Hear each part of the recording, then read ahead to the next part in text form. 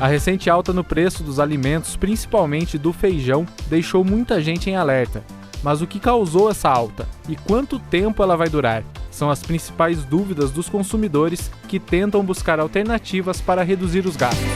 E para falar da alta dos alimentos, a gente veio até o Instituto de Economia da Unicamp para conversar com o Ítalo. Ítalo, muito obrigado por nos receber aqui. A gente está tendo nesse mês de junho e julho, percebendo uma alta nos alimentos básicos que compõem a cesta básica. Isso provavelmente já vinha acontecendo há alguns meses. Quais os fatores que levaram a esse aumento que o consumidor sente hoje?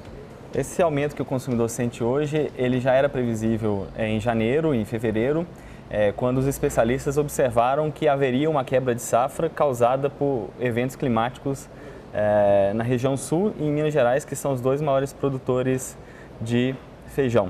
Desde então, o preço do feijão e de outros alimentos in natura vem subindo.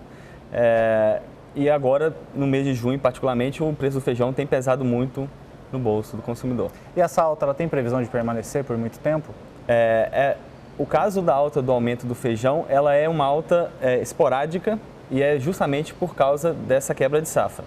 Como o ciclo de produção do feijão é bastante curto, é de se esperar que esse choque se dissipe rapidamente. Se você observar, todo ano tem algum alimento que sobe muito de preço. Ano passado, retrasado, foi o preço do tomate.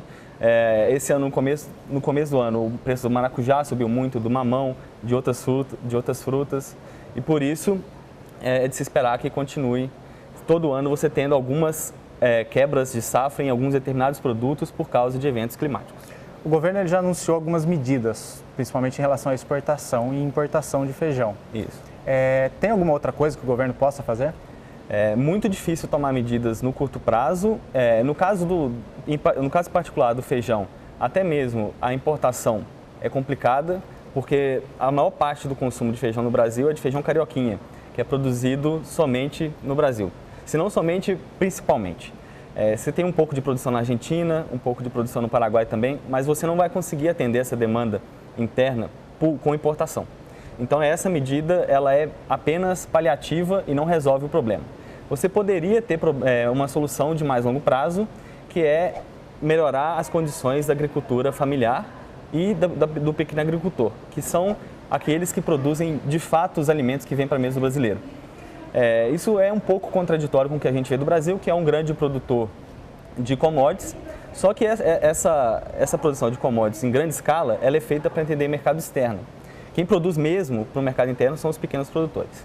Então, no sentido de longo prazo, você poderia melhorar as condições de financiamento, de seguro, de investimento nessas pequenas propriedades e na agricultura familiar. Essa seria a política mais favorável para a melhoria de longo prazo da oferta de feijão. O repasse desse valor para o consumidor, ele é justo? Ele não depende de justiça, ele depende de regras e de instituições do mercado.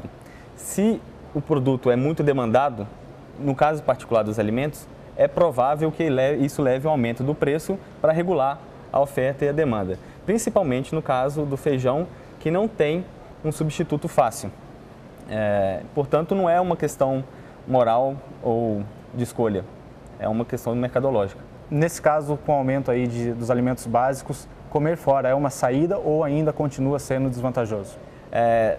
Na verdade, comer fora não vai mudar muito a situação, porque aqueles que vendem o produto num restaurante também compram feijão e eles vão repassar esse custo para o consumidor. Qual que é o impacto dessa alta desses alimentos na economia do país como um todo? O principal impacto na economia do país como um todo é pela inflação.